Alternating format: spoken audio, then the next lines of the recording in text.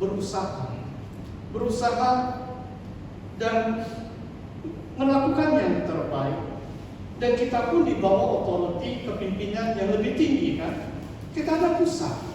Kita tidak boleh buat sesuka hati. Kalau ada arahan yang jelas, begitulah keadaan kita. Saudara, coba kita lihat. Dalam ayat ini mengatakan hiburan yang diberikan mereka ini adalah kesia-siaan. Oh, saudara perhatikan. Tidak tahu saya pernah bersaksi di gereja ini atau di sidang ini bahwa ada muda-mudi sebab mereka begitu terjerumus dalam hiburan dunia. Jangan-jangan di rumah 4-5 jam hanya ikut lagu duniawi, nanti sini rohani main musik lagi, menari rebana lagi. Hati-hati, sebab hiburan di dunia itu sia-sia. Oh, jangan-jangan kita terikut ini K-pop. Saudara, sebenarnya 2 tahun yang lalu waktu kita ubah kita punya nama MTS, saya rasa sedih juga. Sebab itu istilah kita sekarang BTS pun saya kadang-kadang malu sebut. Sebab BTS itu adalah kumpulan Korea yang terkenal. Mungkin kamu tahu kan? Sebenarnya saya tidak tahu. Saya tidak baca. Saya secara jujur, pasti hanya tengok. Saya tidak mau tengok banyak. Saya tidak mau menyelidik dan sebagainya. Itu yang dunia. Tetapi keadaan dunia begitu kesia-siaan. Kalau kita menuruti hiburan yang diberikan dunia, itu adalah kesia-siaan. Kenapa? Bangsa orang Yahudi menurut ayat ini terombang-ambing. Kenapa? Sebab tidak ada gembala yang baik, tidak ada kepimpinan rohani yang baik. Kawanan domba berkeliaran dan menderita sengsara. Oh saudara, kenapa saya katakan bersedih saudara? Hanya 2-3 minggu yang lalu ini baru saya merasakan ada sukacita Dewan ini mau dekat penuh. Mau tutup lagi.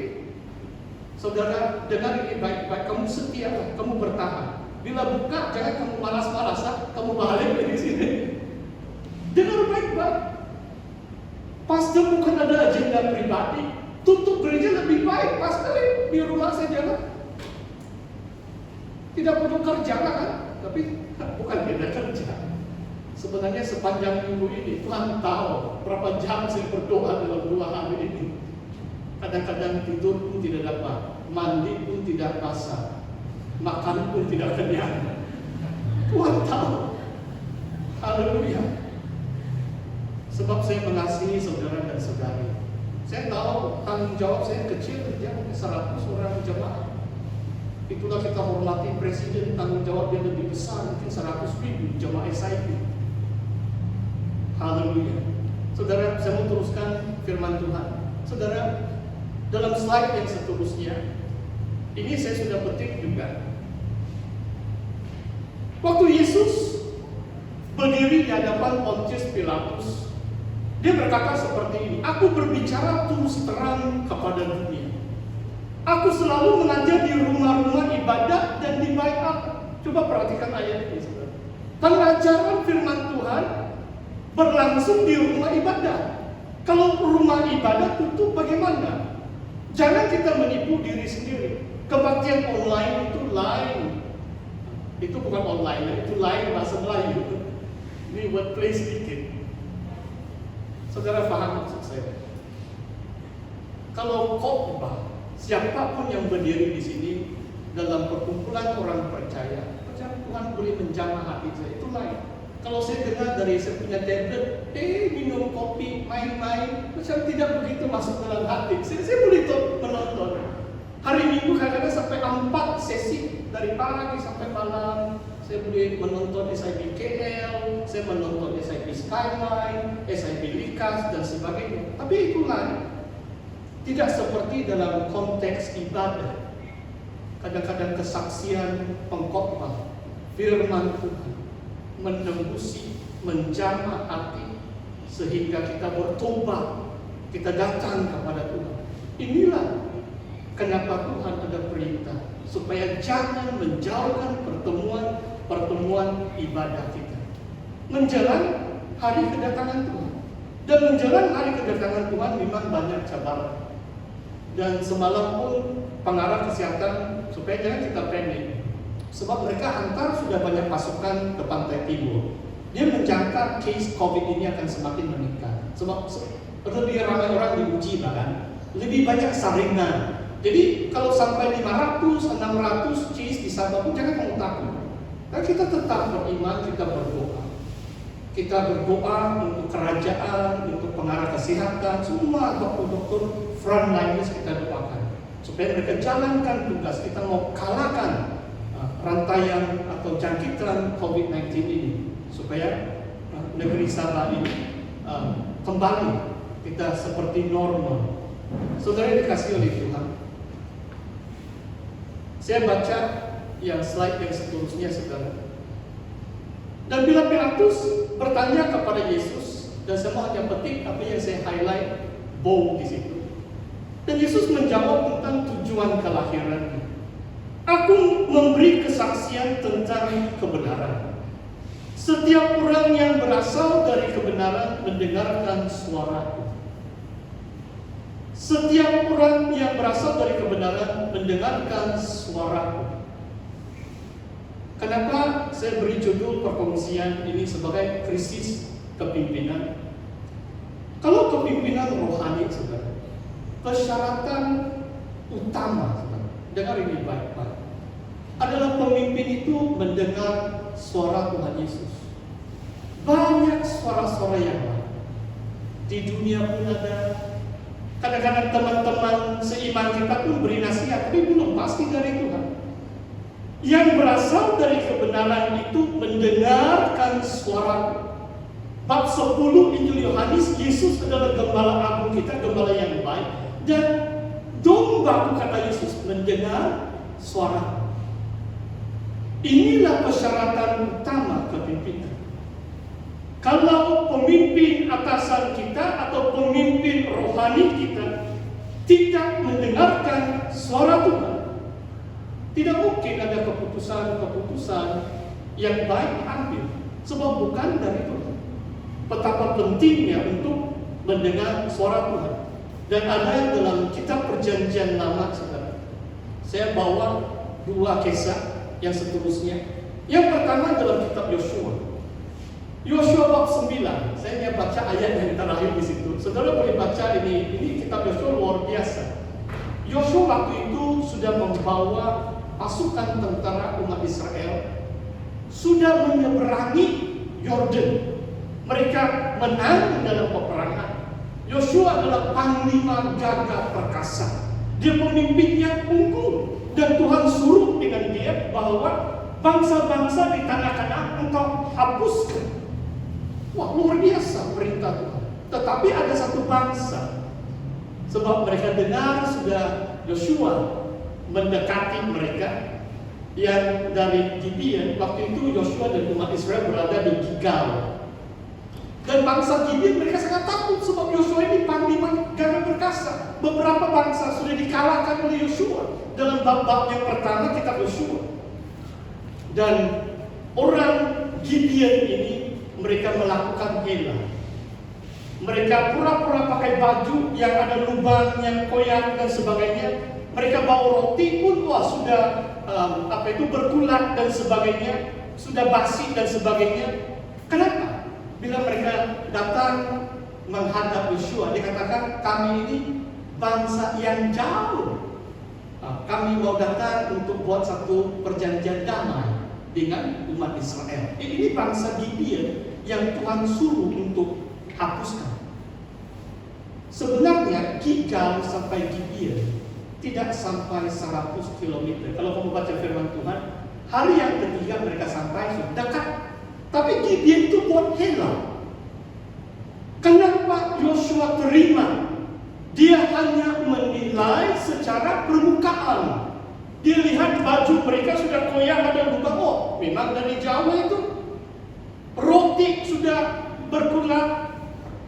Dan itu kantung anggur sudah pun bocor dan sudah berlubang dan sebagainya. Kamu boleh baca firman Tuhan. Dan Yosua tanpa berdoa, tanpa minta petunjuk dari Allah, mengadakan perjanjian damai dengan satu bangsa yang Tuhan suruh umat Israel untuk hapuskan di tanah Kanaan. Saudara, ini satu pengajaran bagi kita. Kalau Yosua panglima agung Israel itu melakukan kesilapan, nanti kalau kita baca ayat 18, umat Israel bersungguh bila mereka tahu hendak orang Gibeon, mereka bersungguh terhadap Yosua dan kepimpinan Israel. Dan saya cukup memahami kalau pastor bersama petisidan tidak memberi kepimpinan yang baik, pasti jemaat akan bersungguh-sungguh. Mungkin bukan di depan pastor lah, tapi mungkin di kedai kopi. Ya pastor begini, karena kata-kata. Tapi tiada di sini ya. Tidak pernah semua baik-baik. Tapi pada hakikatnya begitu. Kalau kepimpinan tidak buat keputusan yang tepat, tidak berdoa, tidak minta petunjuk dari Tuhan, dan memberi arahan atau pelayanan atau penggabalan yang tidak memberkati jemaat, pasti jemaat akan bersungut. Dan Yosua menghadapi satu cabaran, sebab dia lupa, dia lalai, dia tidak minta keputusan dari Tuhan. Dalam bahasa Inggris, they did not seek the Lord's counsel. Saudara, contoh yang kedua, saya taruh sejak ayat-ayat ini tentang Daud. Coba kita lihat slide yang seterusnya. Saya harap nanti SU atau multimedia boleh WhatsApp dalam grup, kamu dapat slide ini. 7 kali dalam riwayat Daud, waktu dia dianiayai, diburu oleh Raja Saulus, bagaimana dia tahu dia dapat mengelak dan sebagainya? Sebab dia berdoa. Dia minta petunjuk dari Tuhan. Waktu dia jadi raja, adakah dia mau serang bangsa Filistin dan sebagainya? Dia berdoa. Kamu boleh selidiki, ada 7 peristiwa, 7 kali. Kenapa Daud disebut raja yang terkenal di hati Tuhan? A man after my heart, says the Lord. Dalam Kisah Rasul bab 13, ada ayat mengatakan Daud adalah a man after God's heart. Dia hanya satu-satu pemimpin yang seteru dengan hati Tuhan. Kenapa? Sebab setiap kali dia bertanya, dia berdoa, apalagi dalam keadaan COVID-19. Itulah saya katakan hari Jumat saya rasa sukacita, sebab saya terima keyakinan yang daripada Tuhan. Kamu berada di rumahku, kata Tuhan. Rumah Tuhan adalah tempat yang paling selamat bagi orang yang percaya.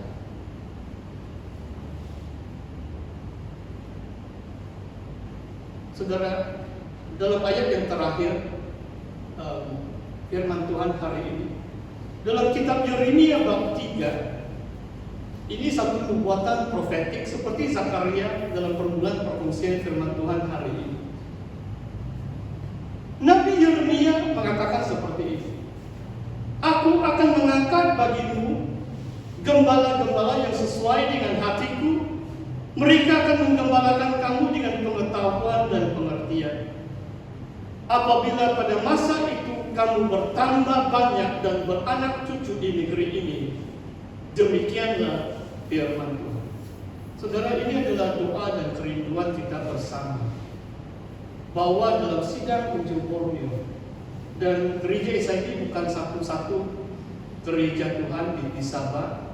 Kadang-kadang saya dapat juga dari grup-grup yang lain, ada surat dari Sabah Council of Churches dan sebagainya. Kita perlu doakan ketua-ketua gereja, gereja Basel, gereja Anglican, dan bersama presiden kita, mereka bermusyawarah, mereka mengambil keputusan betapa pentingnya ketua-ketua gereja adalah gembala yang Tuhan berikan pengetahuan dan pengertian, supaya mereka tahu rencana Tuhan.